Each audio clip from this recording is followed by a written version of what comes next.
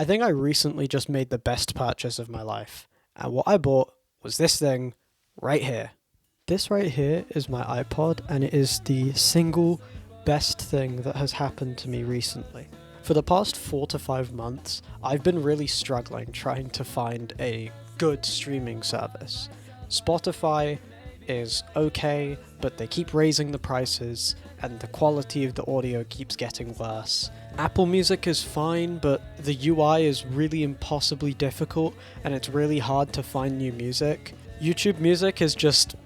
No, you're not making me use YouTube Music. And SoundCloud is just a dying platform with no leadership or moderation or anything, and they haven't had a single good update in like 5 years. And so I've been thinking, why don't I just switch to physical media? So I decided, why not get an MP3 player? You know, bring back the good old days where you used to go on websites to pirate music and then you would download them all to your iPod. Reliving an old time which I didn't really live in because I was born in 2006. So recently I went on eBay and I got an iPod. This one was pretty cheap. It's a 7th gen 160 gigabyte model. I looked it up, and apparently 160 gigabytes can get you 40,000 songs, which is crazy. I don't even think I've heard 40,000 songs in like the last 7 years. Luckily, I made sure that it was a good model and it wasn't like battered up and broken. It's got a little bit of scratching on the back, but that's fine. I don't look at the back all the time.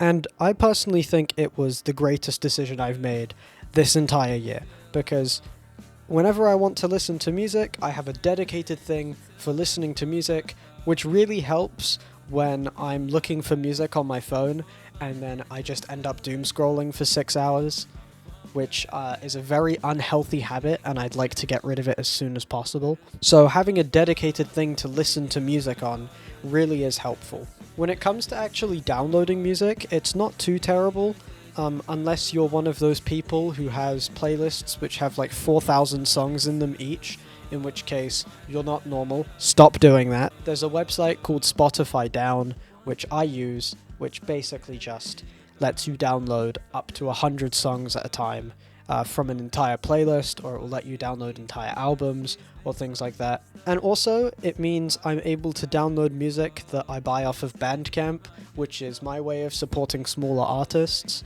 and in general is a lot more friendly for the environment, and you're also not giving £12 a month to these evil-ass companies who are basically killing the planet, and you're just able to listen out of a little thing that you keep in your pocket. So yeah, if you don't have an iPod, get one. They're really easy to set up. They're usually pretty cheap.